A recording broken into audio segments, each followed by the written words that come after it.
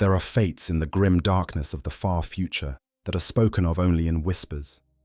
Deaths so terrible that even the most hardened Imperial guardsman would rather face a clean bolt round to the skull than endure them.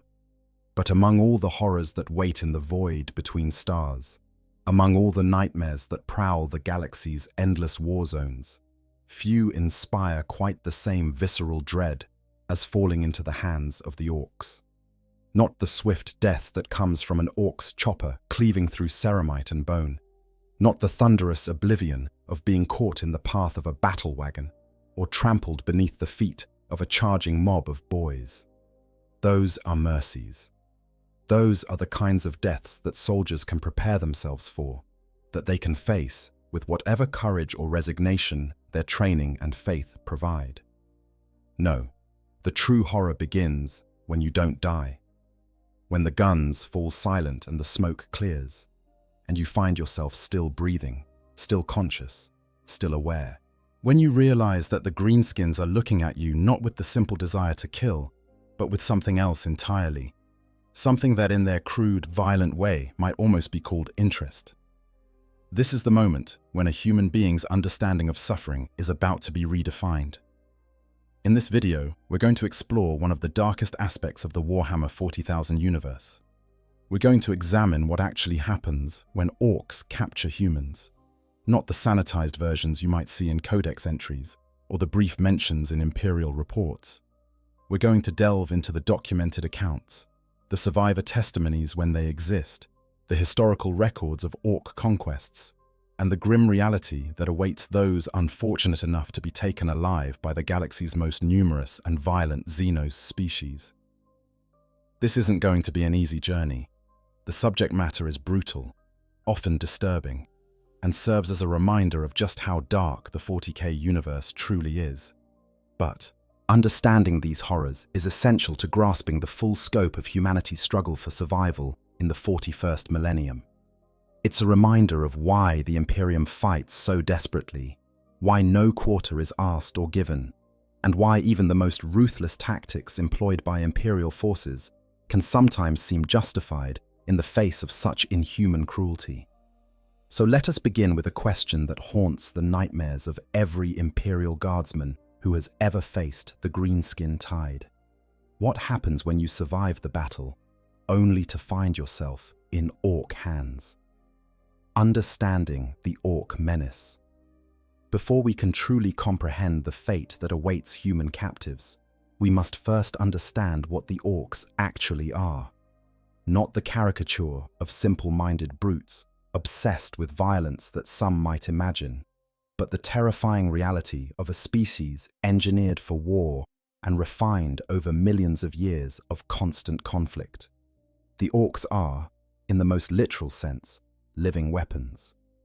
Ancient lore suggests they were created by the Old Ones, those enigmatic beings who once shaped the galaxy according to their will during the war in heaven.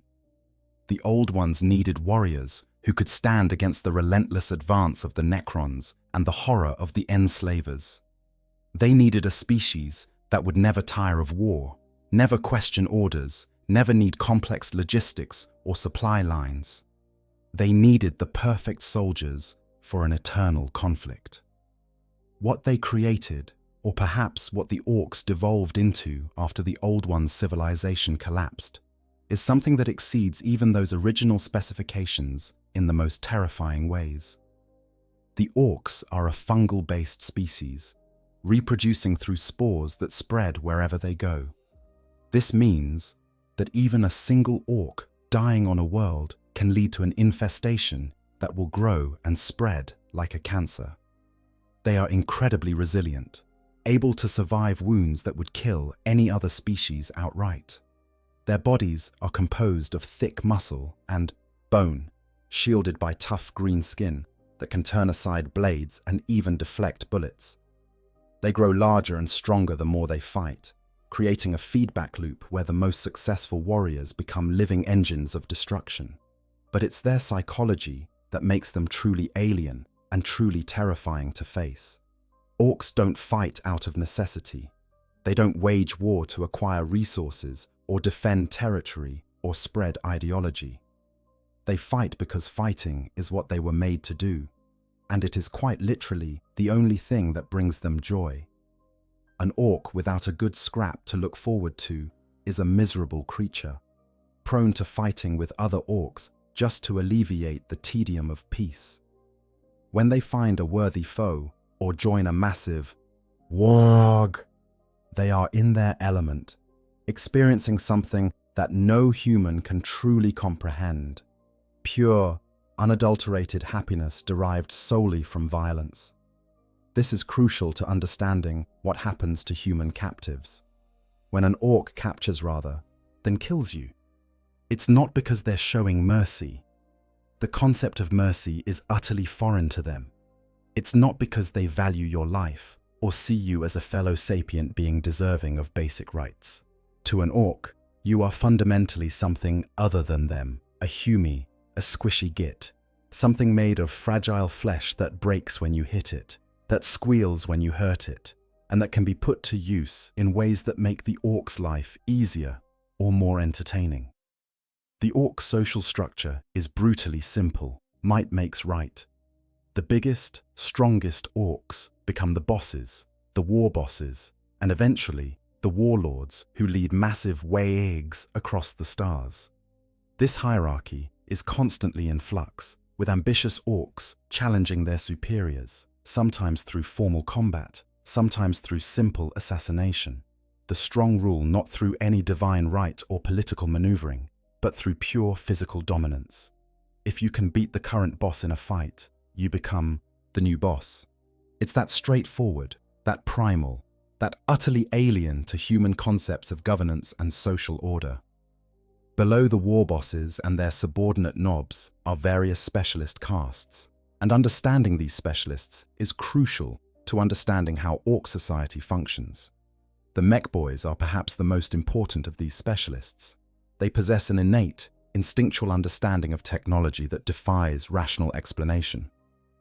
They can build functional weapons and vehicles from piles of scrap that shouldn't work by any standard of engineering, but do work because the orcs believe they will. This isn't just superstition. The orcs generate a collective psychic field that literally makes their expectations reality to some degree. Red vehicles go faster because the orcs believe red ones go faster. Guns with more dakka are more effective because the orcs are convinced that more dakka is always better. The mech boys channel this belief into creation, building the towering war machines and crude but effective weapons that make the orcs such a formidable military threat. The pain boys practice what they call medicine, though it bears no resemblance to any healing art recognized by the Imperium. They're butchers and surgeons in equal measure, capable of stitching injured orcs back together with whatever materials are at hand, performing amputations and transplants with reckless abandon. An orc who loses an arm in battle might visit a pain boy and emerge with a new limb, possibly taken from a dead orc, possibly mechanical, possibly something even stranger. The pain boys don't worry about things like compatibility or rejection. They just bolt parts together and hope for the best. And due to the incredible resilience of orc biology, it usually works. The weird boys are the psychic specialists of orc society, and they occupy a strange position. Unlike human psychers, who train and discipline their abilities, weird boys are essentially living conduits for the collective psychic energy of nearby orcs. When a lot of orcs gather together for a wag, the psychic pressure builds up in any weird boy present, and it has to be released somehow. This usually means destructive psychic attacks being unleashed on the enemy, but it can also mean the weird boy's head literally exploding if the pressure becomes too great. Other orcs regard weird boys with a mixture of respect and unease, recognizing their power, but also finding them weird and unpredictable even by orc standards. And at the very bottom of orc society, you find the Gretchen, or grots, smaller, weaker orcoids who serve as slaves, servants, and disposable labor. The Gretchen are actually quite cunning in their own way, developing their own sub-economy within orc society, running black market operations, taking bets, and generally trying to survive and maybe even profit in whatever ways they can. But they're also ruthlessly abused by the orcs, kicked and beaten, and used as cannon fodder whenever the Orks feel like it. The Gretchen accept this treatment because they have no choice, because it's simply the reality of being smaller and weaker in a society where physical power is the only thing that matters. Understanding this hierarchy is crucial because it reveals where humans fit in the Ork worldview. When Orks capture humans, they're not creating a new category, they're simply extending their existing social model. Humans become just another type of grot, another weak creature to be exploited and abused. The difference is that Gretchen are at least part of the Orkoid species family, distant relations to the Orks themselves. Humans are entirely other, which in some ways makes the Orks even less concerned about their welfare. A grot who's worked to death is mildly wasteful. A human who's worked to death is just gone, and there are always more humans to capture if you need more slaves. This is the niche that human captives are forced into.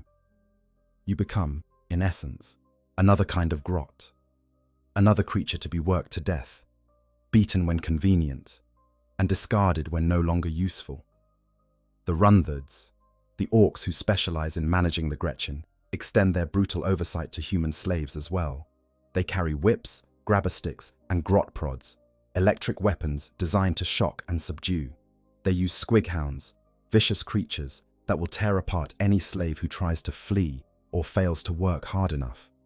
But even understanding all of this, the Ork biology, psychology, and social structure can't truly prepare you for what it means to be in their power. The intellectual knowledge of what Orks are is one thing. The lived experience of being at their mercy is another entirely. The moment of capture. The battle is over. That's the first thing you realize when consciousness returns, filtering through pain and the ringing in your ears. The distinctive thunder of bolter fire has ceased. The war cries and screams have faded into the distance or been silenced permanently. The air still carries the acrid stench of promethium and burnt flesh, still tastes of blood and cordite, but the immediate sounds of combat have been replaced by something else, something worse. Ork voices, guttural, harsh, barking sounds that pass for their language. The heavy thud of their footsteps as they move through the battlefield, sorting through the dead and dying. Perhaps you were knocked unconscious by the concussive force of a nearby explosion. Perhaps a glancing blow from an Ork weapon left you stunned, but alive. Perhaps you were simply buried under the bodies of your fellow guardsmen when your position was overrun, and by the time you managed to claw your way free, it was already too late to run. However it happened, you are now in the worst possible situation an Imperial Guardsman can face. You are injured, surrounded, and at the mercy of creatures who know no mercy. The Orks move through the battlefield with a purpose that might surprise those who think of them as mindless berserkers. They are looking for salvage first and foremost, weapons that can be looted, armor that can be repurposed, vehicles that can be towed away to be transformed into Orky monstrosities. The dead are of interest only for what they carried, but the living present different opportunities. When they find you, the first thing you'll notice is the size. Even a standard Ork boy stands taller than most human men, built with a mass of muscle that makes them appear even larger. Their skin is a deep green, tough as leather, marked with scars that they wear with pride. Their eyes are small, blood red, burning with a constant desire for violence.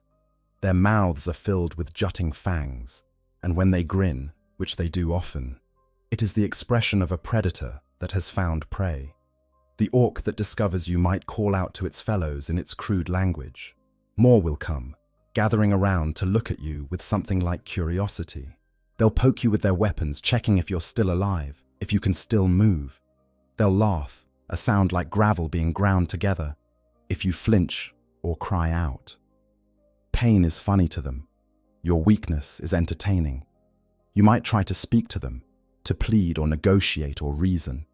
The words will come out in low Gothic, the common tongue of the Imperium, but to the Orks it's just noise.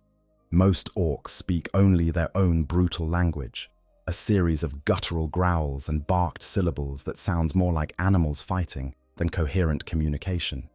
Even those few orcs who've picked up bits of Low Gothic usually have only the most basic vocabulary: commands, insults, crude observations. The concept of negotiation, of prisoner exchange, of civilized treatment of captives. These are completely alien to them. You're not a person with rights to be respected. You're just another thing they've acquired through conquest. The physical examination you undergo in these first moments sets the tone for everything that follows. The orcs will grab you without gentleness, their massive hands capable of crushing bone if they grip too hard. They might rip off pieces of your uniform or equipment, looking for anything interesting or valuable.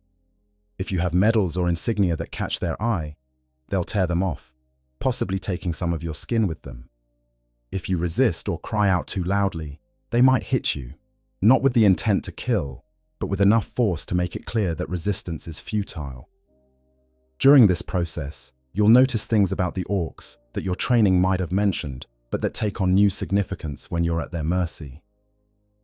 The smell, for instance. Orcs have a distinctive odor, a combination of fungal spores, machine oil, cordite, and something else that's uniquely organic and disturbing. It's the smell of a completely alien biology, and it's so strong it makes your eyes water. That smell will become intimately familiar.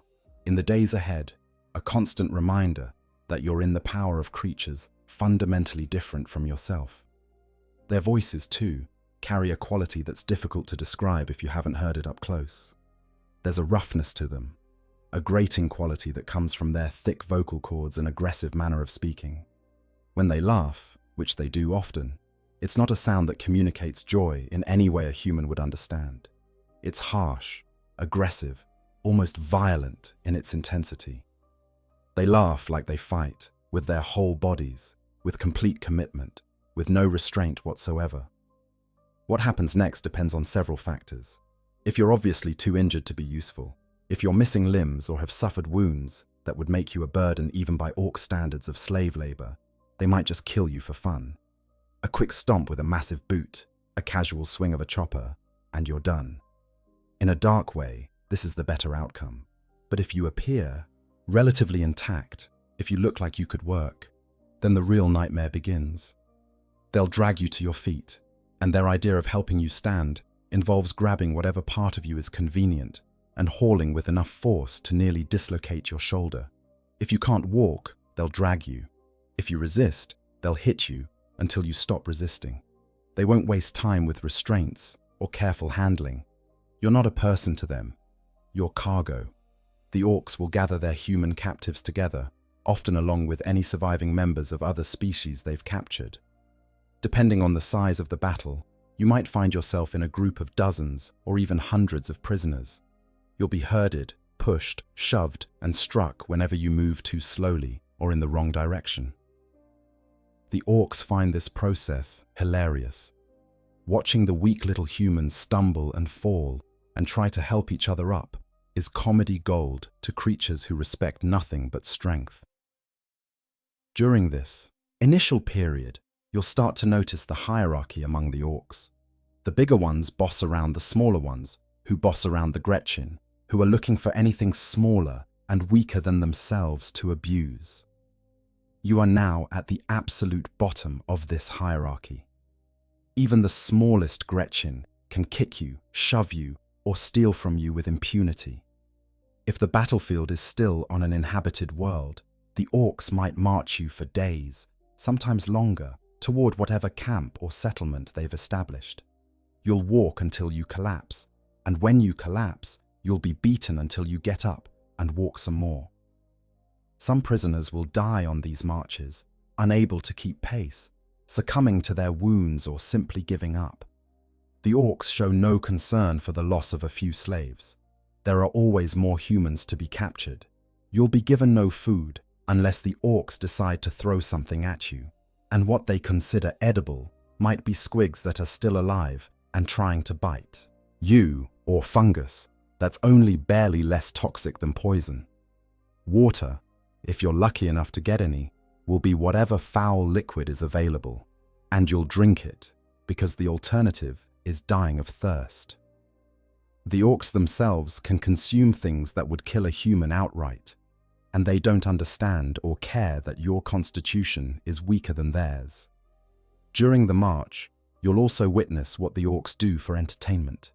They might make prisoners fight each other, laughing uproariously as starving, wounded humans try to hurt each other for the orcs' amusement. They might use prisoners for target practice, seeing how close they can shoot without killing you, and sometimes they misjudge. They might simply torment prisoners at random, pulling them out of the group to beat them, or subject them to various creative cruelties that their simple but vicious minds can conceive. And all of this is before you even reach the camps. Into the camps. The labor camp appears on the horizon, like a monument to industrial brutality.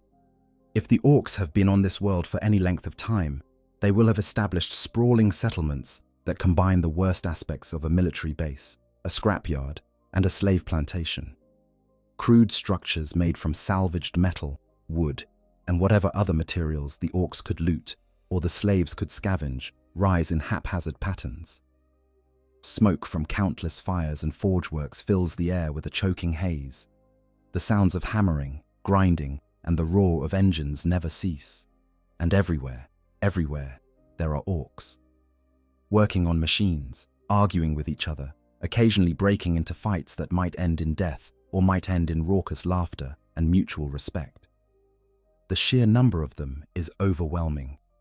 You knew intellectually that orcs were numerous, but seeing them packed into a settlement like this, watching them swarm like green ants across the landscape, brings home the terrifying reality of just how many greenskins exist in the galaxy. As you're herded into the camp, you'll pass through crude gates or openings in makeshift walls. There might be guards, though the orcs don't really guard in the way humans do. They're just there, present, ready to bash anyone who tries to leave or causes trouble. The presence of the orcs themselves is deterrent enough. Where would you run? Even if you could escape the immediate vicinity, the entire planet is crawling with greenskins. There's nowhere to hide, nowhere that would be safe. The camp itself will be divided into different areas, though nothing about it suggests any kind of rational planning. There's the area where the orcs themselves congregate, identifiable by the presence of larger structures and the absolute chaos of orc activity. There's the industrial section, where forges, vehicle workshops, and weapons manufactories produce a constant din. And then there's the slave quarters. Calling them quarters is perhaps too generous. They're more accurately described as pens. Large open areas surrounded by scrap metal walls, sometimes with crude shelters made from refuse, sometimes just bare ground. This is where human prisoners are kept when they're not working. It's where you'll spend whatever few hours the orcs allow for rest. It's where you'll huddle for warmth in the cold, where you'll try to find shade in the heat, where you'll watch other prisoners die and hope desperately that you're not next. The slave population in an orc camp is a grim reflection of imperial society. You'll find guardsmen like yourself, stripped of their uniforms and equipment, reduced to wearing rags. You'll find civilians who were captured when the orcs overran their settlements, men, women, even children, though the children rarely survive long. The brutality of orc captivity doesn't spare the young or the weak. If anything, those who can't keep up with the work are disposed of even more quickly. Among the slaves, you'll find a social structure, emerging, born from desperation and the human need to find meaning and connection even in hell. Some prisoners try to organize, to help each other, to share what little they have. Others become selfish, hoarding resources, willing to betray fellow prisoners for the smallest advantage. Still others simply withdraw, becoming hollow shells who go through the motions of work and survival, but have already given up any hope of escape or rescue. It's during these first hours in the camp that you'll be introduced to the runthirds, the orcs who serve as slave masters. They're identifiable by their equipment, the whips and grabber sticks they carry, the squig hounds that follow them around. Runthirds are unusual among orcs, in that they have something resembling patience. Most orcs can't be bothered to spend time managing lesser creatures, but runthirds have a talent for it. They understand, in their crude way, how to get the most work out of slaves. They know when to use the whip and when to throw a scrap of food. They know how to identify troublemakers and make examples of them. They're not cruel out of sadism, though they enjoy their work. They're cruel because cruelty is effective. A Runthard will look you over, evaluating your condition with the eye of someone assessing livestock. Too weak or injured, and you might be assigned to the lowest forms of labor, clearing rubble, carrying refuse, tasks that require little skill but will quickly burn through whatever strength you have left. If you look stronger, you might be put to work in the forges or the mines. If you have any visible skills, if you look like you might know how to work with machinery or have any technical knowledge, the Orks might decide you're worth keeping alive a bit longer. The irony is that having skills can sometimes be worse.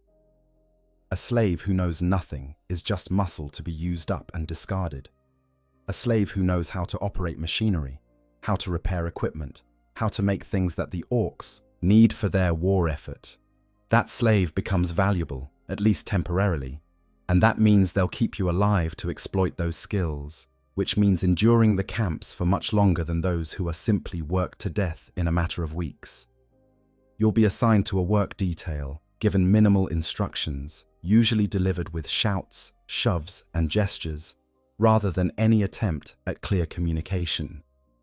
Most Orks can't speak Low Gothic, or if they can, their accent is so thick and their vocabulary so limited that understanding them is a challenge. You learn quickly to watch what other slaves are doing and copy them, to respond immediately when an Ork shouts at you even if you don't understand what they're saying, to keep your head down and your movements quick. And then the work begins. Life as an Ork slave. The work never stops. That's the first lesson you learn in an Ork labor camp. Even when you're collapsed in the slave quarters, too exhausted to move, you can hear them. Sounds of industry, of construction, of the endless production that feeds the Ork war machine. And when the Runthards come to rouse the slaves for another shift, they don't care that you only had a few hours of rest. They don't care that your hands are raw and bleeding, that your back is screaming with pain, that every muscle in your body feels like it's been torn and inadequately put back together. The work itself varies, depending on what the Orks need at any given time, but it all shares certain characteristics.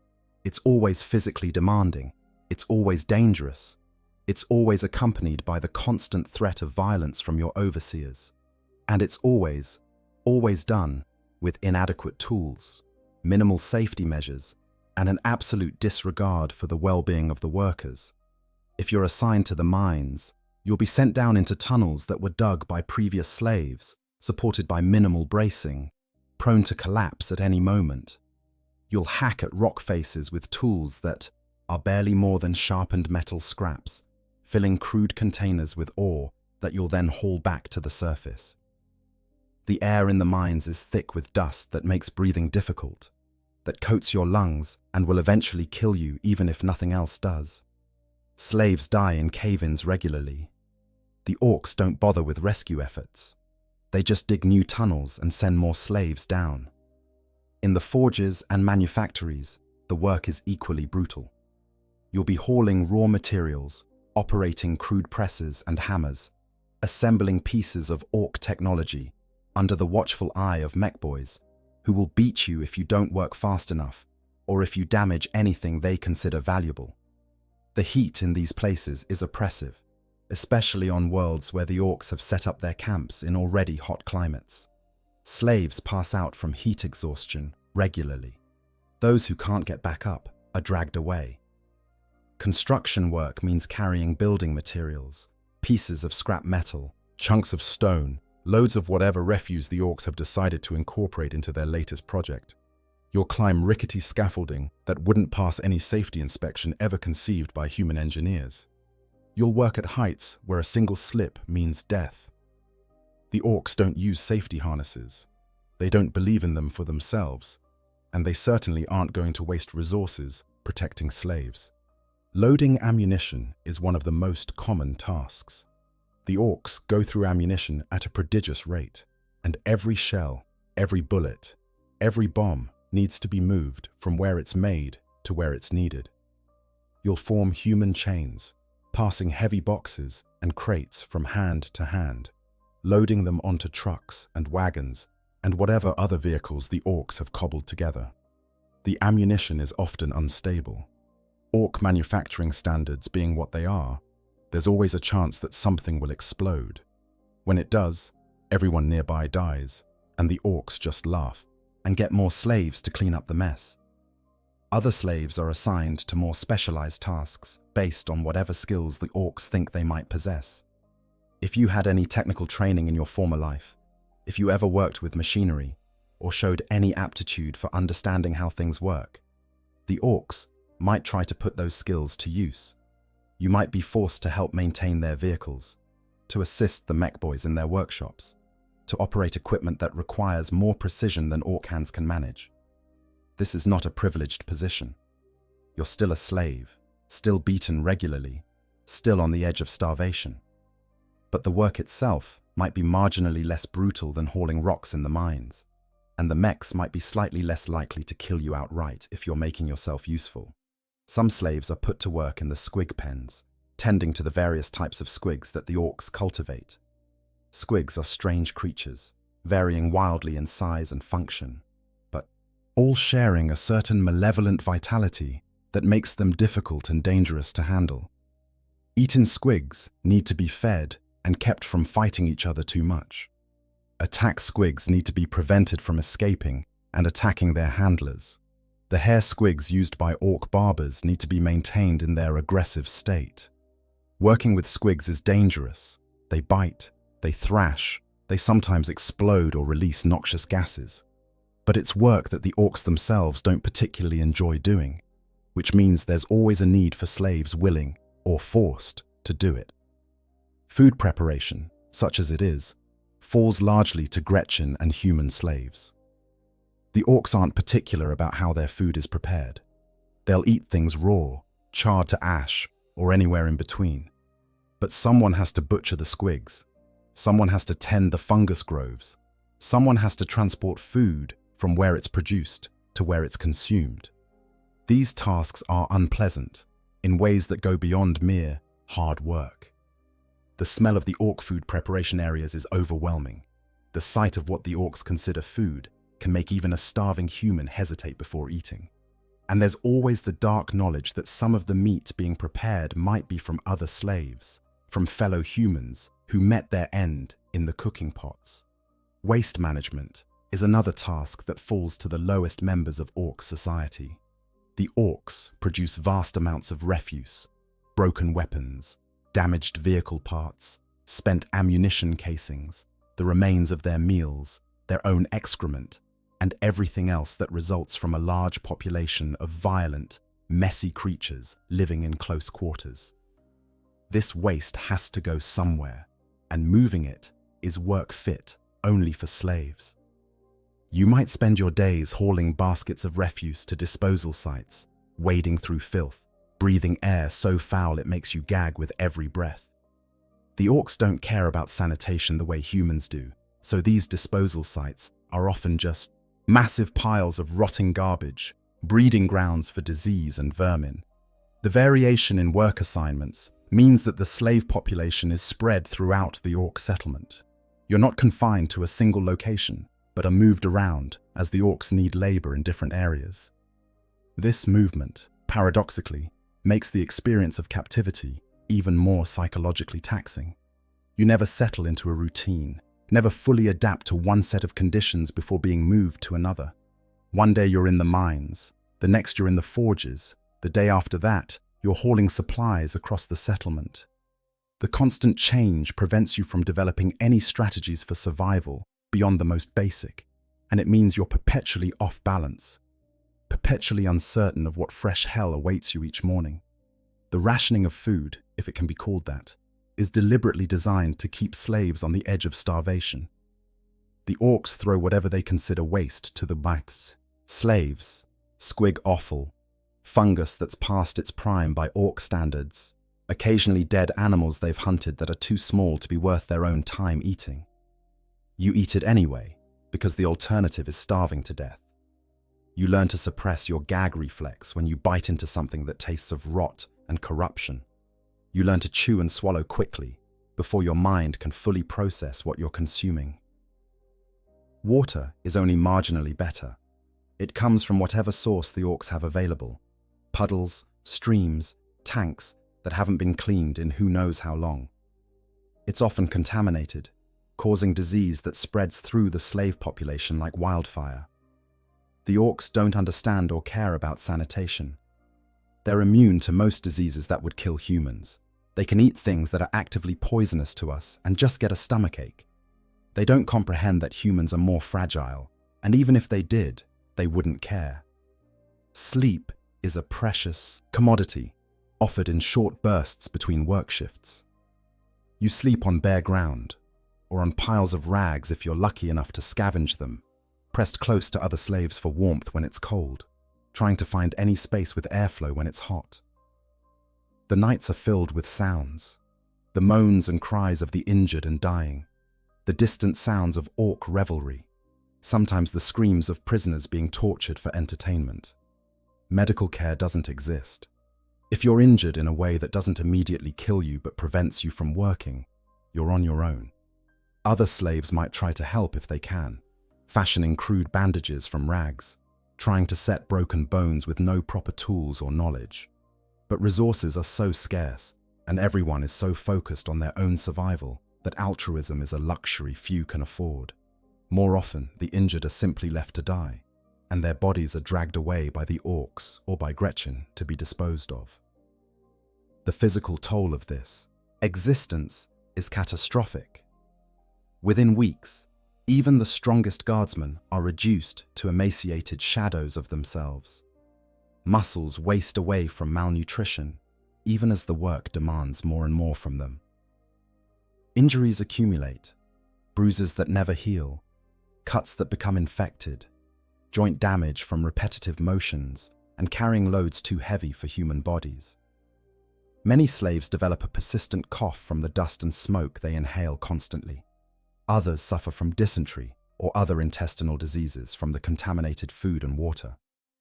But as terrible as the physical conditions are, they're not the worst part of being an orc slave. The worst part is the arbitrary violence. Orcs strike slaves for any reason or no reason at all. They might beat you because you weren't working fast enough. They might beat you because you were working too fast and they thought you were showing off. They might beat you because they're bored, because they're frustrated, because they saw you and remembered that they enjoy hitting things. A run that might whip you until your back is shredded because you looked at them wrong, or because they're demonstrating their authority to other slaves, or simply because it's been a while since they've had a good laugh. The violence is not calibrated to correct behavior or enforce rules. It's just violence for its own sake. Expressions of the fundamental orc nature translated into the suffering of weaker beings.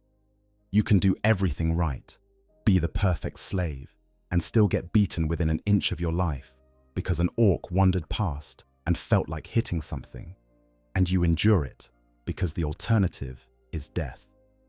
Every morning when the Runthards come to rouse the slaves, you see new bodies that didn't make it through the night. Every work shift, someone is killed by an accident, by the work itself, or by an orc's casual brutality. You keep working, keep surviving, because some small part of your mind still clings to the hope that rescue might come, that the Imperium might launch an attack that liberates this world, that somehow you might survive long enough to see freedom again. It's a false hope, of course, but in a hell like this, even false hope is better than facing the reality that this is how you will spend the rest of your life, however long that might be. The many fates awaiting captives. Not all human captives in orc hands face the same destiny. While the labor camps are the most common destination, representing the baseline horror of orc captivity, there are other fates that await the unlucky. Some are quicker, some are worse.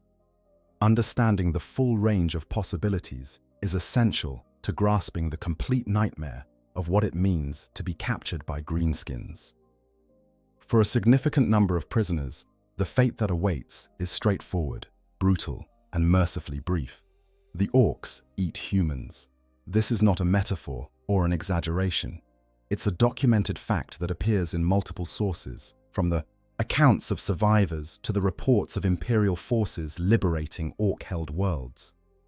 The Orks are fundamentally omnivorous, capable of eating almost anything organic, and they see no reason to differentiate between acceptable and unacceptable food sources.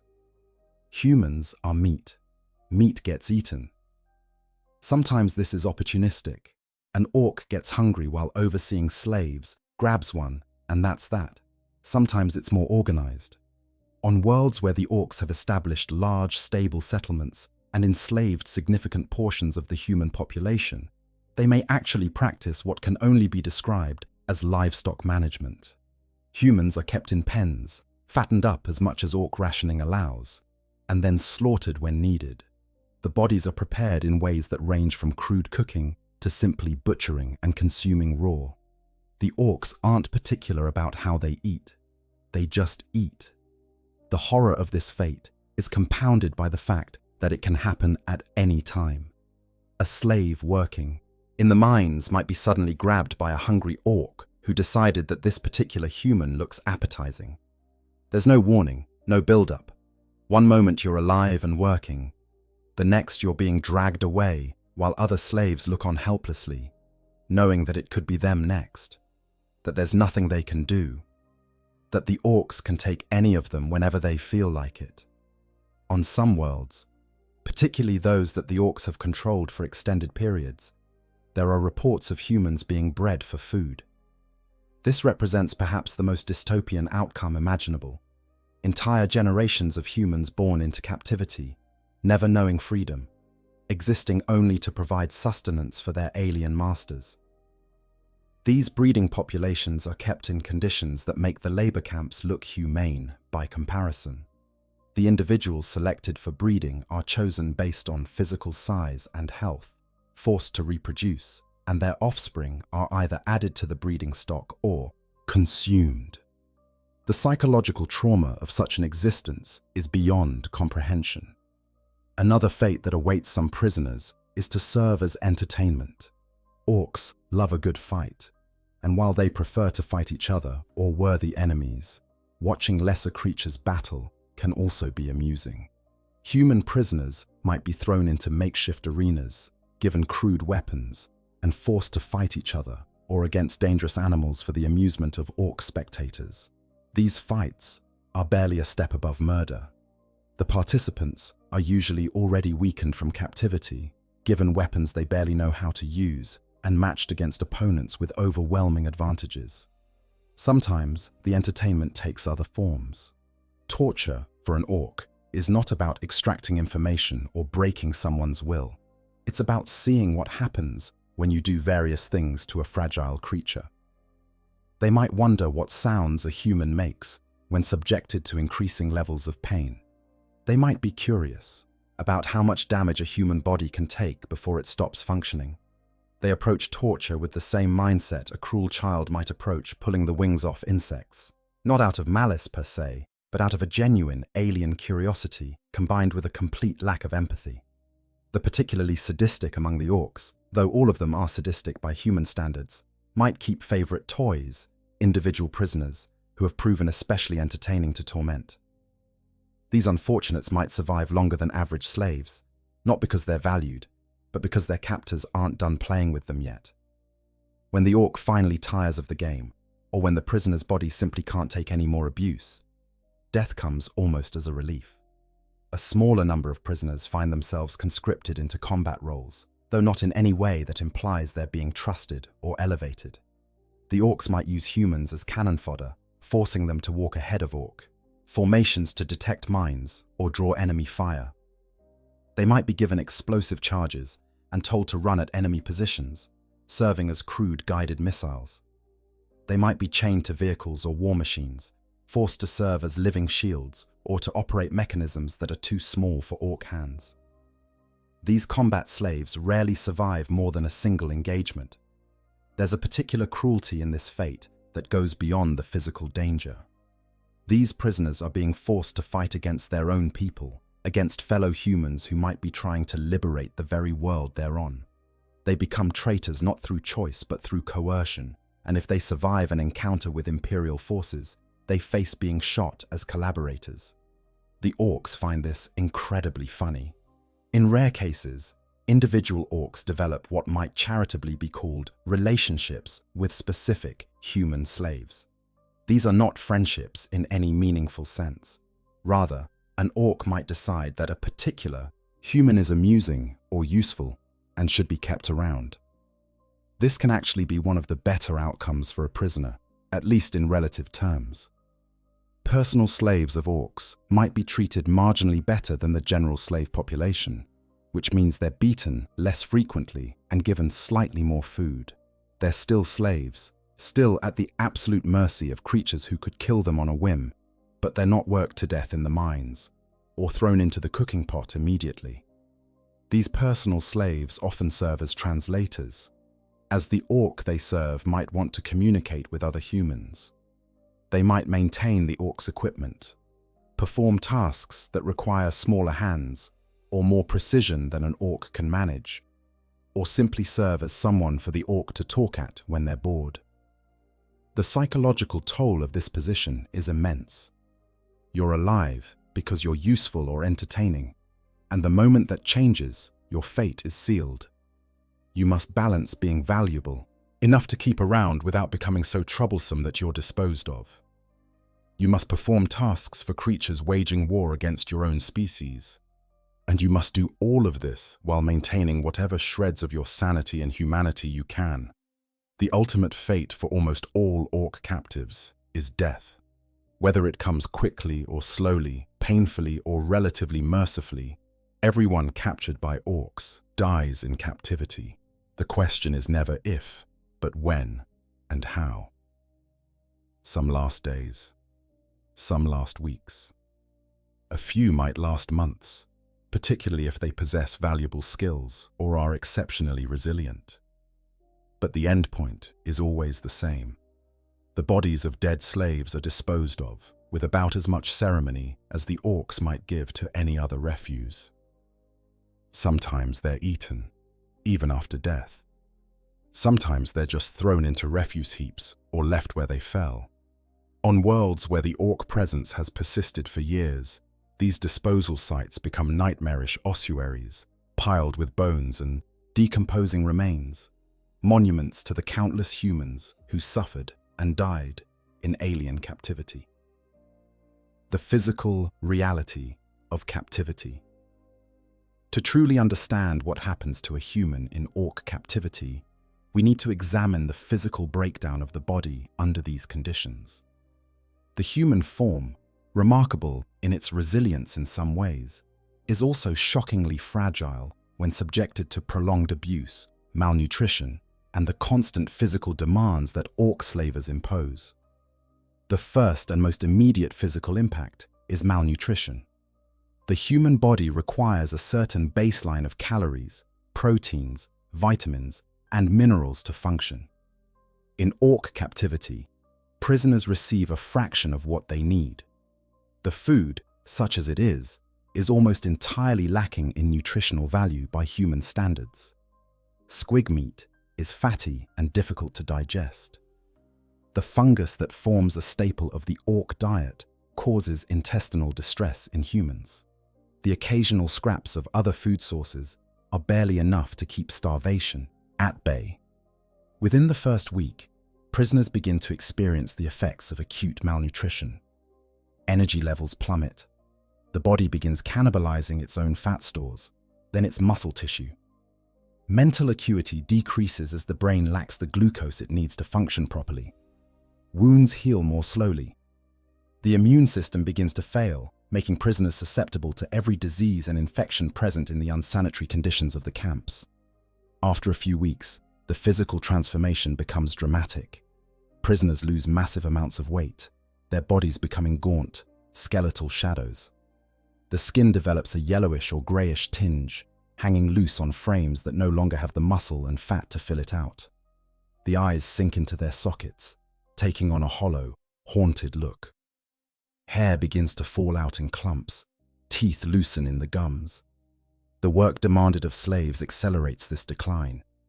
Even as their bodies are being starved of resources, they're being forced to expend enormous amounts of energy. Carrying loads that would be challenging for a well-fed, healthy human becomes an act of supreme will for someone who hasn't had a proper meal in weeks. The body simply cannot sustain this level of activity on the calories provided. Injuries are a constant in Ork camps, and they compound over time in devastating ways. A guardsman might enter captivity with relatively minor wounds from the battle that led to their capture. Under normal circumstances, with proper medical care and rest, these wounds would heal. But in the camps, there is no medical care and no rest. Wounds become infected. Broken bones are never properly set, healing at odd angles that cause chronic pain and limit mobility. Lacerations from whips and beatings leave scars that contract and pull at the skin, creating permanent disability. The respiratory damage from constant exposure to dust, smoke, and other airborne contaminants is particularly insidious. Slaves working in the mines or in the forges breathe in particles that accumulate in their lungs. Over time, this leads to a condition similar to what ancient human miners called pneumoconiosis, or black lung. The lungs lose their ability to properly absorb oxygen. Breathing becomes labored, accompanied by a constant cough that brings up black or bloody phlegm. Eventually, the lungs simply fail. Repetitive strain injuries are universal among slaves who survive more than a few weeks. The same motions performed over and over, swinging a pickaxe, lifting heavy loads, operating crude machinery, cause cumulative damage to joints, tendons, and muscles. Shoulders, backs, and knees are particularly vulnerable. The pain from these injuries becomes a constant companion, ranging from dull aches during periods of rest to sharp, blinding agony during work. The nervous system also suffers under the conditions of Ork captivity. Chronic pain, malnutrition, and trauma can all cause nerve damage. Prisoners develop numbness in their extremities, or conversely, heightened sensitivity to pain. Some experience tremors or muscle spasms. The constant state of stress keeps the body's fight or flight response perpetually activated, flooding the system with cortisol and adrenaline in ways that the human body was never designed to sustain for extended periods. For female prisoners, the physical toll includes disruption of reproductive cycles. Severe malnutrition and stress cause menstruation to cease, a condition called amenorrhea. This is actually the body's defense mechanism, recognizing that the individual lacks the resources to sustain a pregnancy. For those who were pregnant when captured, the conditions of the camps make miscarriage likely. Skin conditions develop rapidly in the unsanitary environment. Fungal infections spread across the body, particularly in areas where sweat and dirt accumulate. Bacterial infections cause boils and abscesses. Parasites, lice, fleas, and other vermin infest the slaves, causing constant itching and spreading disease. The Orks are largely immune to these pests, or simply don't care about them. Humans suffer more severely. Dental health deteriorates catastrophically. Without proper nutrition, the gums become inflamed and infected. Teeth become loose and eventually fall out.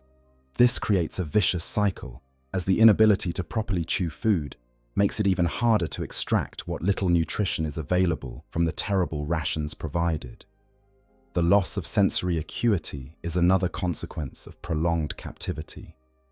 Vision becomes blurred from malnutrition, and damage to the eyes from exposure to industrial chemicals and poor lighting conditions.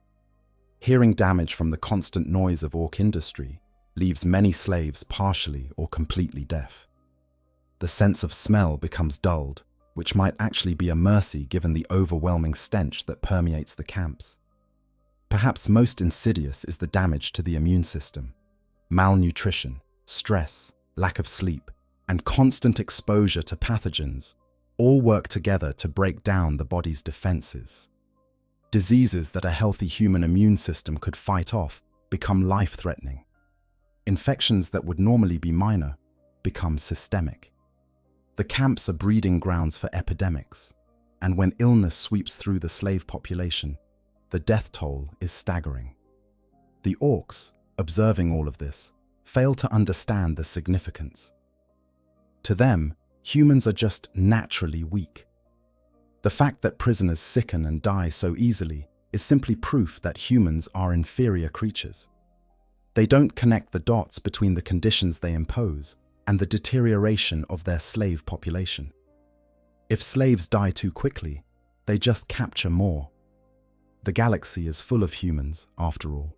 For the prisoners themselves, the physical decline is a daily horror. You watch your body fail piece by piece. You see the same thing happening to everyone around you. You understand, with a clarity that borders on maddening, exactly how you're going to die. It won't be quick. It won't be clean. It will be the slow erosion of everything that makes you physically capable, until one day, your body simply can't go on anymore, and you collapse and don't get back up. And that, if you're very lucky, is when an orc will finally end it with a casual stomp or a swing of their weapon. Or, if you're not lucky, you'll lie there in the dirt, slowly dying, while the orcs step over you and go about their business, completely indifferent to your suffering. The psychological dimension. The physical horrors of orc captivity are matched, and perhaps exceeded, by the psychological torment that prisoners endure. The human mind, for all its remarkable adaptability and resilience, was not designed to cope with the particular combination of trauma, helplessness, and degradation that characterizes life as an orc slave.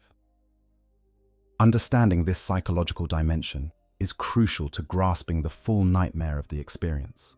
The initial shock of capture and the first days in orc hands induce a form of acute stress that can break minds as readily as it breaks bodies. Soldiers are trained to handle fear in combat, to function even when death seems likely. But combat, even in the grim darkness of the 41st millennium, has a kind of logic to it. You fight, and in fighting you have agency. You can take cover, return fire, follow orders, execute tactics. There's a sense, however tenuous, that your actions matter, that you have some degree of control over your fate. That all vanishes the moment you're captured. Agency is stripped away completely.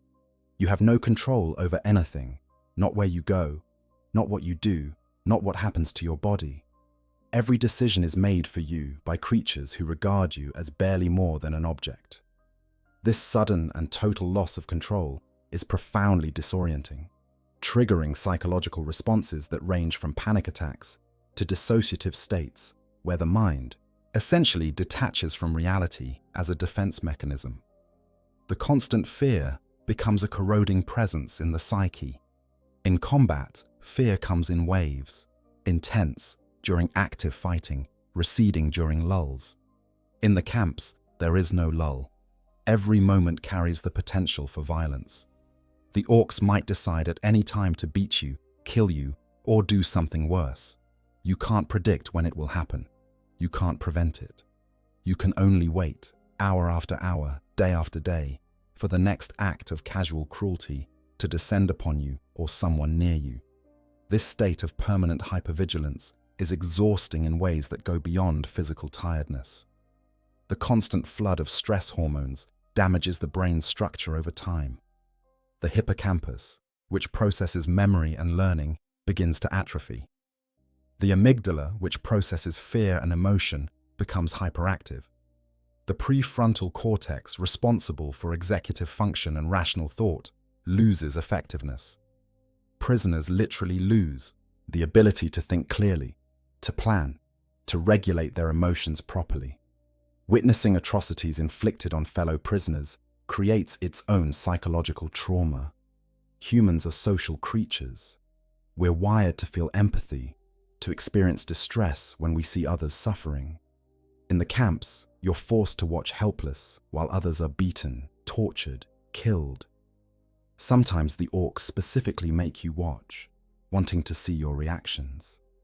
They find human emotional responses, the way we cry, the way we beg for mercy for others, endlessly entertaining.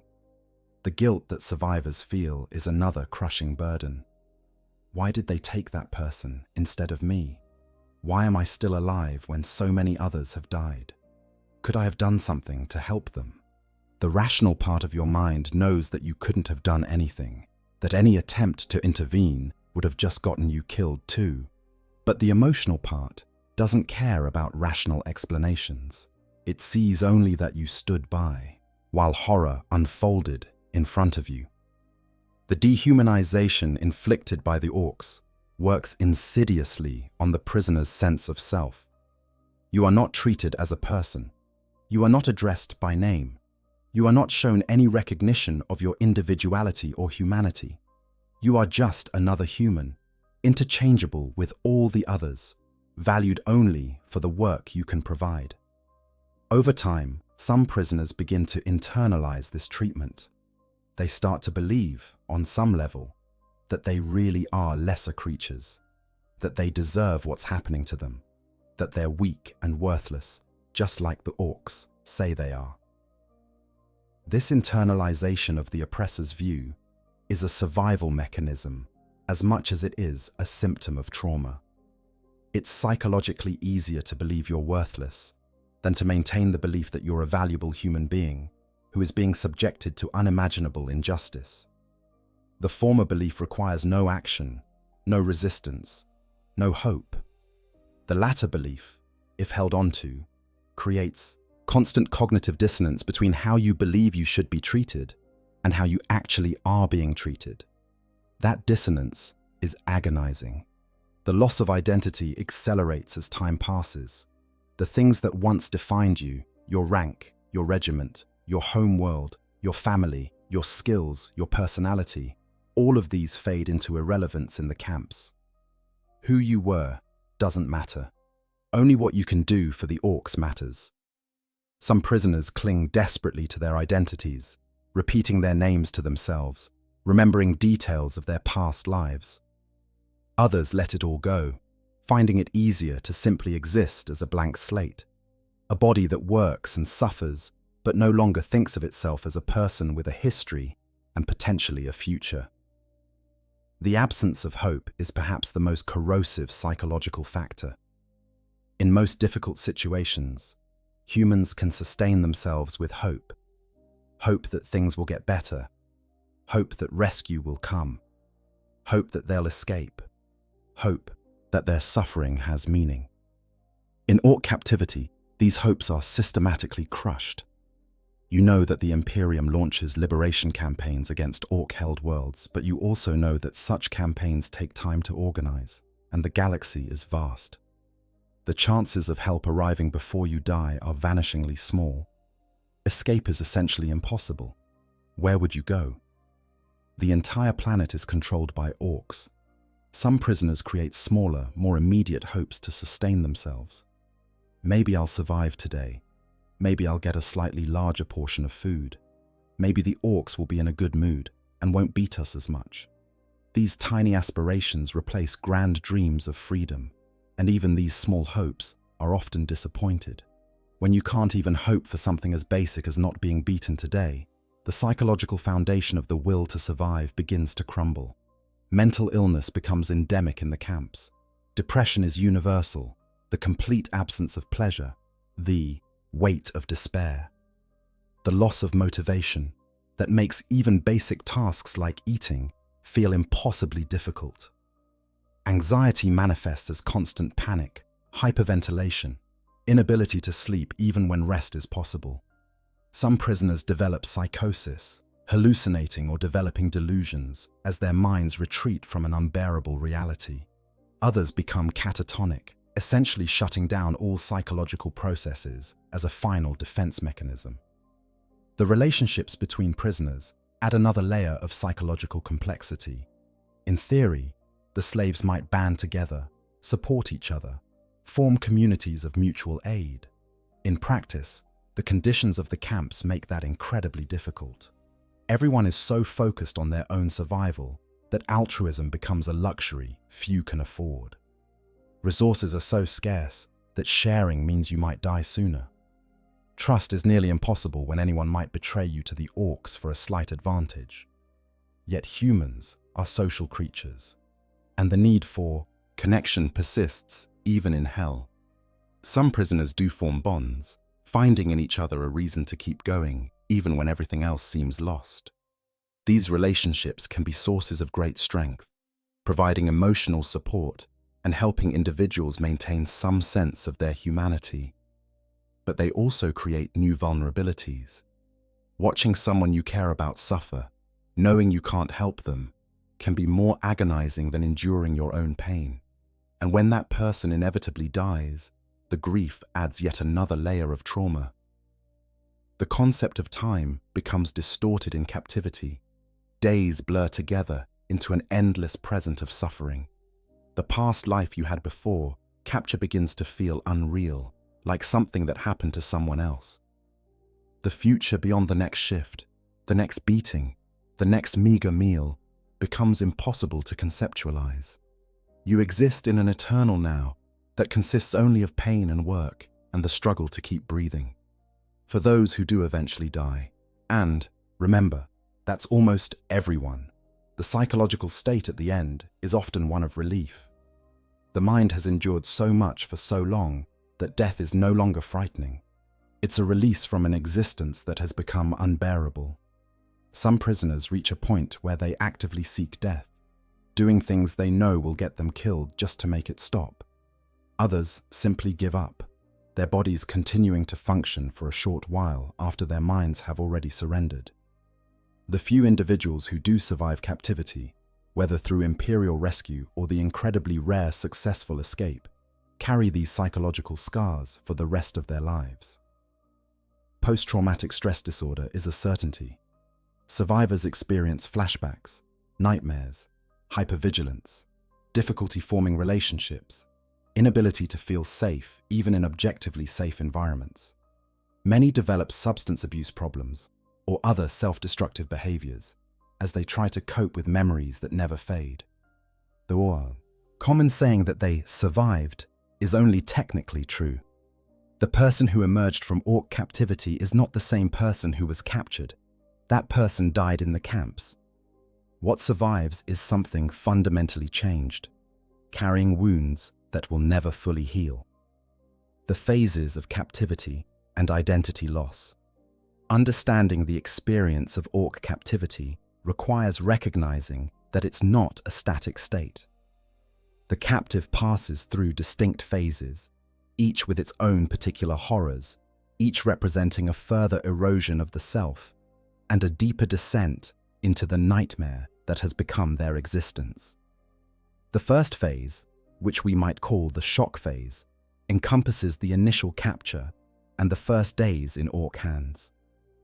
During this period, the prisoner is still psychologically connected to their previous identity. They remember clearly who they were just hours or days ago. A soldier, a civilian, a member of Imperial society with a name and a history, and people who cared about them. The contrast between that recent past and their current situation creates a profound sense of unreality. This can't be happening. This isn't real. Surely someone will come. Surely this will end soon. The physical trauma of this phase is significant, but it's the psychological shock that dominates. The mind simply cannot immediately process the totality of what has happened. Defense mechanisms kick in, dissociation, denial, a kind of numb automatism that allows the person to go through the motions of survival without fully accepting the reality of their situation.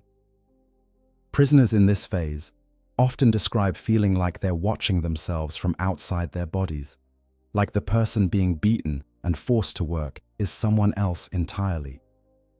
This phase typically lasts anywhere from a few days to perhaps 2 weeks, depending on the individual's psychological resilience and the severity of the conditions they're facing. It ends when the reality can no longer be denied, when the accumulation of suffering and the evidence of what's happening to other prisoners makes it impossible to maintain the comforting fiction that this is temporary or survivable. The second phase might be called the adaptation phase, though that term suggests a more positive process than what actually occurs. This is when the prisoner's mind and body begin adjusting to the conditions of captivity, not in a healthy way, but in the sense that they reorganize themselves around the new reality. The person begins to learn the informal rules of survival: when to keep your head down, how to avoid attracting the attention of the orcs, what behaviors might earn an extra scrap of food or a momentary respite from beatings. During this phase, prisoners often form their first connections with fellow captives, sharing information and strategies for survival. These relationships can be lifelines, providing both practical help and emotional support. A more experienced slave might warn a newcomer about a particularly cruel run-third, or show them a slightly more efficient way to perform their assigned tasks that might conserve a bit of energy. These are small things, but in the context of the camps, they can mean the difference between dying in 3 weeks versus lasting 4. The adaptation phase is also when many prisoners begin to truly understand the permanence of their situation. The hope that rescue is coming starts to fade. The belief that this is a temporary setback gives way to the terrible knowledge that this is now their life, for whatever duration of life they have remaining. Some prisoners break during this realization. Their minds simply can't accept it, and they either go catatonic, shutting down completely, or they engage in suicidal behavior, deliberately provoking the orcs, or attempting escape in ways they know are futile, just to make the suffering end. Those who survive this phase and don't break enter what might be called the endurance phase. This is characterized by a kind of grim mechanical existence where survival becomes its own goal, disconnected from any larger purpose or hope. The prisoner wakes up, works, eats whatever scraps are available, sleeps, and repeats the cycle. The past becomes hazy and distant. The future beyond the next day ceases to exist as a concept. There is only the eternal present of suffering and the automatic behaviors needed to postpone death for another day. In this phase, many prisoners lose the details of their former identity. Names become fuzzy. Memories of family, friends, homeworld, these fade like old photographs left in sunlight. It's not that the memories are completely gone, but they lose their emotional weight. They become more like stories about someone else, interesting perhaps, but not really connected to who you are now. The person you were before capture died somewhere in those first weeks. What remains is something reduced, simplified, focused entirely on the basics of continued existence. For those few prisoners who survive more than a month or two, there's sometimes a fourth phase that might be called the hollow phase. These are the prisoners who have completely given up any pretense of fighting or hoping or even suffering in a way that acknowledges they're human. They've become automata, bodies that move and work and eat, but that contain no spark of personality or will. They don't speak unless spoken to. They don't make eye contact. They don't form relationships with other prisoners. They exist in a state of complete psychological shutdown, the mind having retreated so far from the horrors of the present that it's essentially inaccessible. Prisoners in the hollow phase are in some ways the most tragic. They're technically alive, but everything that made them who they were is gone. If they were somehow rescued and returned to Imperial society, it's unlikely they would ever recover. The damage is too profound, too complete. The person who existed before capture is irrecoverable. What would be saved is just a shell, a body that breathes and moves but contains nothing of the soul that once inhabited it. Not every prisoner passes through all these phases. Many die in the shock phase, their bodies giving out before their minds have time to adapt. Others die during adaptation, as they're still learning the brutal rules of survival and make fatal mistakes. Some spend only a brief time in endurance before succumbing to disease or injury, or simply being selected for the cooking pot. The hollow phase is rare simply because so few prisoners survive long enough to reach it. Understanding these phases helps explain why rescue operations, even when successful, often feel like partial victories at best. The prisoners who are liberated are not the same people who were captured. They've been fundamentally changed by the experience, damaged in ways that can never be fully repaired. The Imperium might recover their bodies, might return them to their homeworlds, or reassign them to light duty if they're still physically capable. But it cannot restore what was taken from them in those Ork camps. That is lost forever, another casualty, of the eternal war that consumes the galaxy. Documented cases and historical accounts. While much of what we've discussed comes from extrapolating general principles of Ork behavior and the realities of their slave camps, there are specific, documented cases that provide concrete examples of what happens to humans in Ork captivity. These accounts, drawn from imperial archives, survivor testimonies, and even works of historical fiction based on real events, paint a detailed picture of the nightmare. The campaigns on Golgotha provide one of the most extensively documented examples of human prisoners in Ork hands. Golgotha, a death world that was conquered by Orks 3 decades before Imperial forces attempted its reclamation, became home to massive Ork settlements built on the backs of slave labor. The novel, Gunheads by Steve Parker, based on accounts from this campaign, describes Ork-controlled territories where human slaves worked in brutal conditions to manufacture ammunition, maintain Ork vehicles, and support the greenskin war machine. According to these accounts, the slaves on Golgotha faced conditions that exemplified everything we've discussed. They were kept in massive camps, worked until they dropped, beaten regularly by Runthards, who took satisfaction in their duties. The planet's environment added another layer of horror. The sand of Golgotha contained microscopic silicates that, when breathed in over time, literally eroded human lungs from the inside. Slaves didn't just die from overwork or violence. They died from the very act of breathing in that toxic atmosphere day after day. The liberation of Golgotha revealed additional horrors. When Imperial forces finally broke through Ork positions and reached the slave camps, they found conditions that shocked even hardened guardsmen who thought they'd seen everything. The camps were filled with the dead and dying, with prisoners so emaciated they barely looked human. Many slaves had lost their minds entirely from the prolonged trauma. Some, when liberated, couldn't even comprehend that they were being rescued, so complete was their psychological break from reality.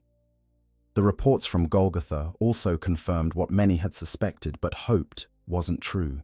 The Orks had been eating their prisoners. The discovery of butchery sites where human remains had been processed like livestock remains one of the most disturbing findings from that campaign.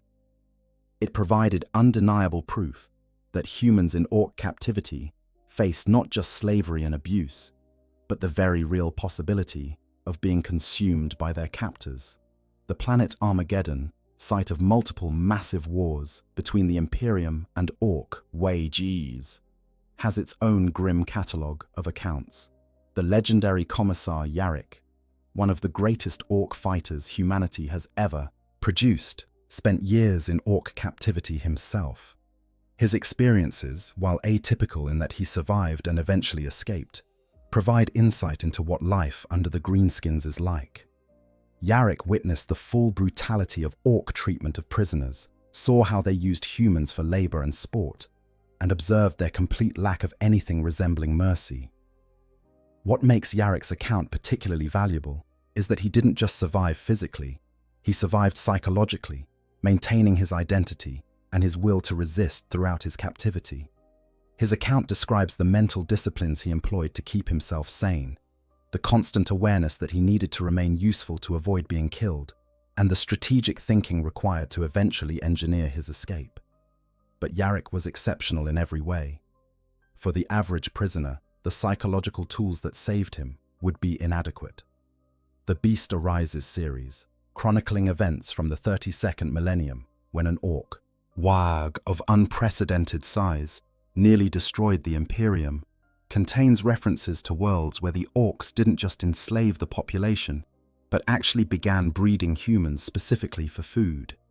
These accounts, while from a period well before the current timeline, establish that the practice of raising humans as livestock has historical precedent and is not just theoretical or isolated to a few particularly cruel Ork war bosses. When Imperial forces liberate Ork-held worlds, the after-action reports consistently describe similar findings. The liberation of even minor Ork settlements, reveals slave camps with conditions that defy humane description. The liberators find mass graves, or more often, mass disposal sites, where bodies were simply thrown into pits or left to rot where they fell. They find evidence of torture, both the casual violence of daily life under Ork rule and the more deliberate torture carried out for entertainment. These reports also note a consistent phenomenon: the difficulty of actually evacuating survivors. Many slaves are in such poor physical condition that they can't be moved without extensive medical intervention. Some die shortly after liberation, their bodies finally giving out once the stress that had kept them moving ceases. Others refuse to be evacuated, so broken psychologically that they can't trust that the liberation is real, that they're actually being saved rather than falling into some new form of captivity. The Administratum maintains records of worlds that have been subject to Ork control, and these records paint a statistical picture of the horror. Survival rates for civilians on Ork-conquered worlds are abysmal. Within the first year of Ork occupation, the majority of the human population will have been killed either in the initial conquest or in the brutal conditions of slavery that follow. Within 5 years, the remaining population is typically reduced to a small fraction of the original number. The records also show that on worlds where the Ork presence persists for decades or longer, the slave population begins to show generational changes. Children born into captivity have never known freedom. They grow up in an environment of constant violence and deprivation. Some reports suggest that these second-generation slaves are psychologically different from those who were captured as adults, having adapted in terrible ways to an existence that seems normal to them because it's all they've ever known. Imperial historians who study these cases note certain patterns in how Orks treat prisoners differently based on circumstances. In the immediate aftermath of conquest, when the Orks are still fighting to secure their hold on a world, they're more likely to simply kill prisoners rather than bother enslaving them. Once their control is secure and they've established settlements, they begin taking more prisoners for labor. During a WH40K, when the Orks are focused on moving from world to find new fights, they're less interested in maintaining slave populations and more likely to just take what they can loot and kill everything else. There are also variations between different Ork clans in how they treat prisoners. The Blood Axes, who have historically had more contact with humans and have learned some Imperial tactics, are slightly more likely to take prisoners and keep them alive longer, though this is a relative measure and doesn't mean they treat slaves well by any definition. The Goths, known for being the most brutal and direct of Ork clans, are more likely to simply kill in battle rather than bother with captives. The Bad Moons, wealthy by Ork standards, might take slaves to show off their ability to maintain large working forces. What all these documented cases and historical accounts reveal is a consistency to the Ork treatment of prisoners that transcends individual variation. Whether it's Golgotha or Armageddon, whether it's the 32nd Millennium or the 41st, whether it's Blood Axes or Goths, the fundamental nature of what happens to humans in Ork captivity doesn't change. The details might vary. The specific conditions might be worse or slightly less terrible depending on local factors. But the core reality, that prisoners face brutal enslavement, constant violence, probable death through overwork or hunger or casual murder, and potentially being eaten, remains constant. These accounts serve an important function for Imperial forces.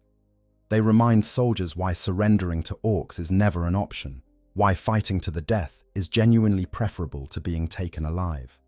They inform the tactics of liberation campaigns, as commanders understand that speed is essential because prisoners don't survive long in Ork hands. And they provide motivation for the relentless campaigns to exterminate Ork infestations wherever they're found, because the only way to truly save human populations from this fate is to destroy the Orks completely. Why escape is nearly impossible. In stories of imprisonment and captivity throughout human history, escape is a recurring theme. Brave individuals or groups find ways to overcome their captors, to exploit weaknesses in security, to make daring breaks for freedom. In the grim darkness of the 41st millennium, such stories do exist, though they're rare. But in the specific case of Ork captivity, escape is not just unlikely, it's functionally impossible for the vast majority of prisoners. Understanding why requires examining both the specific factors that make Ork camps inescapable and the broader strategic reality that makes even a successful escape from the camp itself largely meaningless. The first and most fundamental barrier to escape is the physical condition of the prisoners themselves. As we've discussed extensively, human slaves in Ork hands are systematically starved, worked to exhaustion, and subjected to such brutal conditions that their bodies begin breaking down within days. Someone who has been in an Ork camp for even a short time lacks the physical capacity for the exertion that escape would require. You would need to be able to run, to hide, to travel long distances without food or rest, to potentially fight if discovered. A slave who can barely walk the distance from their sleeping area to their workstation is not in any condition to attempt escape. The lack of chains or physical restraints in Ork camps might seem like an advantage at first glance, but it actually reflects a deeper reality. The Orks don't need chains. Where would you go? The camps are situated in Ork-controlled territory. The entire surrounding area is full of greenskins. Even if you could somehow slip away from the immediate vicinity of the camp, which is unlikely given that there are always Orks around and they're surprisingly observant when something strikes them as wrong, you would immediately face the problem of being on a planet dominated by your captors. The environmental hazards of many Ork-held worlds present another massive barrier. The Orks often congregate on death worlds or planets with harsh conditions because they enjoy the challenge and find more peaceful worlds boring. These environments are actively hostile to human life, even under the best circumstances. Without equipment, without supplies, without shelter, a human trying to survive in such an environment has a life expectancy measured in days at best. You might escape the camp only to die of exposure, starvation, dehydration, or falling victim to the local wildlife. The tracking capabilities of the Orks are often underestimated. While they're not subtle creatures, they're excellent hunters when they want to be. The squighounds that the Runthurds use are particularly effective at tracking fleeing slaves. These creatures can follow a scent trail over considerable distances, and when they catch up to their prey, they're more than capable of bringing down a human. Even without the squighounds, Orks are persistent. If they decide they want to find an escaped slave, perhaps because they're bored and want something to chase, they will keep looking until they find you or lose interest. The Ork settlement structure also works against escape attempts.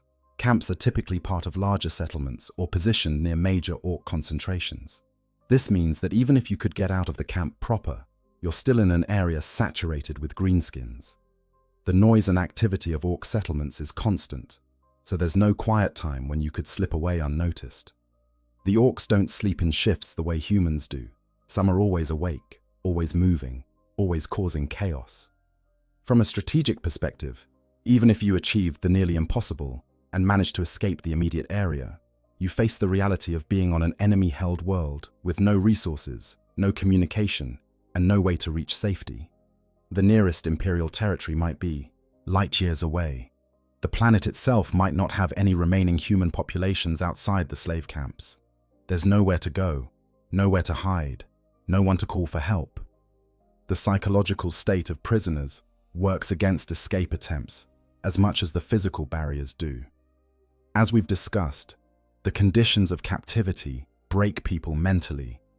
The combination of trauma, fear, learned helplessness, and the constant focus on immediate survival means that most prisoners never even consider escape. The few who do think about it typically recognize quickly that it's futile. The hopelessness isn't just a symptom of psychological damage, it's an accurate assessment of the reality. Additionally, the social dynamics among prisoners can actually prevent escape attempts. If one prisoner tries to escape and is caught, the Orks might punish not just that individual, but the entire group of slaves. This creates a system where prisoners police each other, discouraging escape attempts because they know that everyone will suffer the consequences. The Orks might not consciously design this system, but it emerges naturally from their tendency to punish groups rather than individuals when they feel like causing pain. The few documented successful escapes from Ork captivity share certain characteristics. They typically involve prisoners who were captured relatively recently and haven't yet suffered the full physical and psychological breakdown that makes escape impossible. They often occur during moments of chaos, when the Orks are under attack from Imperial forces, when a WH40K is mobilizing and the camps are being abandoned, when natural disasters or other crises distract the Orks' attention. They involve prisoners who had useful skills, scouts, infiltration specialists, survival experts, that gave them knowledge and abilities beyond what an average soldier or civilian would possess. Even in these rare successful escapes, the escapee faces enormous challenges after leaving the camp. They must survive in hostile territory, often for extended periods. They must avoid both Orks and the local environment. They must somehow signal or reach Imperial forces if any are in the system. They must maintain their sanity and will to survive while alone in enemy territory. Most people who escape the camps still die before reaching safety, their freedom measured in days or weeks rather than leading to actual survival. The strategic reality for Imperial forces attempting to rescue prisoners from Ork captivity is equally grim. Mounting a rescue operation requires knowing where the prisoners are, which is often unclear since Orks don't file reports or maintain records that Imperial intelligence can intercept. It requires having forces available to attack an Ork-held position, which diverts resources from other critical objectives. And it requires doing so quickly, before the prisoners die from the conditions of their captivity, or before the Orks move them, or worse. Even when Imperial forces do successfully liberate an area and reach the camps, what they find is often more tragedy than triumph. The survivors are in such terrible condition that many won't survive evacuation. Those who do survive face long recovery periods, and many never fully recover either physically or psychologically. The question of whether it's strategically sound to divert resources to rescue operations when the likelihood of finding survivors in salvageable condition is so low is one that Imperial commanders sometimes have to grapple with. From the perspective of an individual prisoner, all of this coalesces into a simple, terrible truth. You will die in Ork captivity. Escape is not a realistic option. Rescue, while theoretically possible, is so unlikely that hoping for it is just another form of torture. The only variable is how long your suffering will last before death finally comes. This knowledge, this certainty, is perhaps the cruelest aspect of Ork captivity. You know your fate. You can see it in the bodies of those who died before you, in the deteriorating condition of those around you, in your own weakening body. And there's absolutely nothing you can do to change it. Conclusion. We've journeyed through one of the darkest corners of the Warhammer 40,000 universe, examining in detail what happens when a human falls into the hands of the Orks. It's not a pleasant picture. It's not meant to be. The grim darkness of the far future isn't just a slogan. It's a statement of the brutal reality that defines existence in the 41st millennium, where the cost of survival is measured in suffering beyond human comprehension. To be captured by Orks means to be reduced to less than nothing in the eyes of your captors. It means being worked to death in labor camps, where the only respite from toil is the brief periods of exhausted unconsciousness that pass for sleep. It means watching your body deteriorate day by day, knowing that death is inevitable but having no control over when it will come. It means witnessing atrocities inflicted on fellow prisoners while being helpless to intervene. It means losing your humanity piece by piece as the conditions of captivity strip away everything that made you who you were. For some, it means an even worse fate, being viewed as nothing more than meat, being consumed by creatures who see no difference between you and any other food source. For others, it means being used as entertainment, subjected to torture, not for any strategic purpose, but simply because the Orks find human suffering amusing. For everyone, it means dying far from home, in alien hands, with no hope of rescue and no meaning to their suffering beyond serving as fuel for the Ork war machine. Understanding this reality is essential to comprehending the broader context of the Imperium's wars against the Greenskins. When Imperial Guard regiments refuse to retreat in the face of overwhelming Ork forces, when they fight to the last man, rather than allowing themselves to be overrun, they're not being foolishly brave or wastefully stubborn. They're making a rational calculation based on the knowledge of what awaits them if they're captured alive. When commissars execute soldiers who attempt to surrender to Orks, it can seem like unnecessary cruelty, but it's actually a mercy compared to what those soldiers would face in captivity.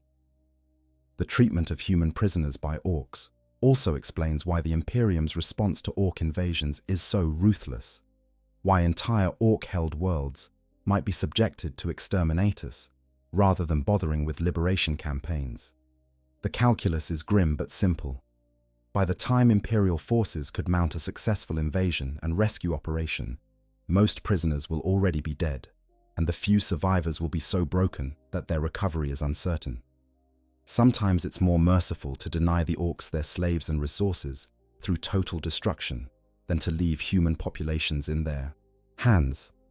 This knowledge also provides context for understanding the depth of hatred that Imperial forces harbor for the Orks. It's not just that they're dangerous aliens or military threats. It's that they represent a form of horror that goes beyond simple death in battle. They embody a complete inversion of every value that human civilization tries to uphold, treating sapient beings as interchangeable resources to be exploited and discarded without a second thought. The Orks themselves, of course, don't understand why humans react to their behavior with such horror and rage. To them, this is just how things work. Weak things serve strong things. That's the natural order of the universe as they understand it. The fact that humans have concepts like dignity, rights, mercy, compassion, these are alien ideas that the Orks can't grasp and wouldn't value if they could. The cultural and psychological gulf between humanity and the Orks is absolute, making any kind of coexistence impossible. For those of us who engage with the Warhammer 40,000 universe as a setting for games and stories, it's worth remembering occasionally just how dark it really is. The miniatures on the tabletop represent forces engaged in conflicts where the stakes are total. The novels and lore entries that seem over the top in their grimness are actually capturing something essential about this setting, that it's a universe where hope is a luxury, where mercy is a weakness, where the only guaranteed outcomes are suffering and death. The fate of humans captured by Orks stands as a reminder of what the Imperium is fighting against, why even its most brutal tactics can be justified by the alternatives, and why there is truly only war in the grim darkness of the far future. There can be no peace with species like the Orks, no negotiation, no coexistence. There can only be the eternal struggle to survive in a galaxy that offers 1,000 different ways to die, each more terrible than the last. When Imperial commanders make the decision to fight to the last man rather than allow units to be captured, they're not being needlessly stubborn or valuing pride over practical considerations.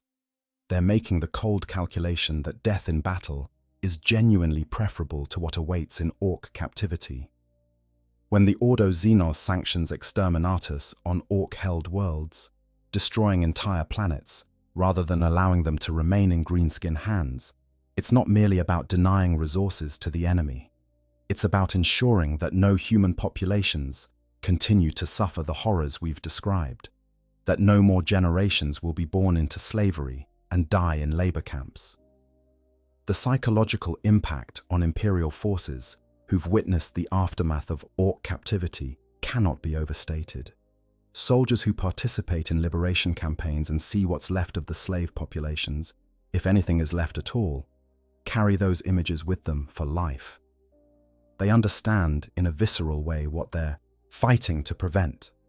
This knowledge transforms what might otherwise be abstract military objectives into deeply personal missions. Every orc killed is not just an enemy eliminated, but a potential slaver, torturer, and murderer removed from the galaxy. The hatred for orcs that burns in the hearts of Imperial soldiers is not manufactured propaganda or irrational xenophobia. It's the entirely rational response of people who have seen exactly what these creatures do to human beings when given the chance. It's the fury of those who know that if they fail, if they fall, if they allow the orcs to win, then countless more will suffer the fate we've described in these pages. The families of those captured by orcs face their own terrible burden. Unlike those who die in battle and can be honored as fallen heroes, those taken alive exist in a state of awful uncertainty. Are they still alive? Are they suffering? Is there any chance of rescue? For most, the answer to that last question is no, and eventually the families must accept that their loved ones are gone, having died in circumstances too horrible to fully contemplate. The Imperium's propaganda machine sometimes works to suppress the full details of what happens in orc captivity, not to protect the orcs, but to protect Imperial morale, to prevent the spreading of information that might break the will of soldiers who must continue fighting despite knowing what fate awaits if they're captured.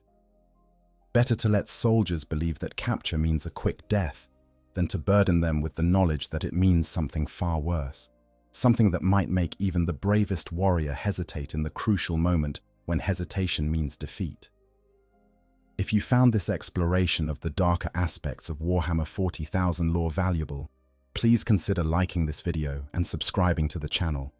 We delve deep into the setting's lore, exploring the aspects that make it unique, even when those aspects are deeply uncomfortable. The Daham, grim darkness awaits, and we'll be here to help you understand it, one dark corner at a time. Thank you for watching, and remember, in the far future, there is only war.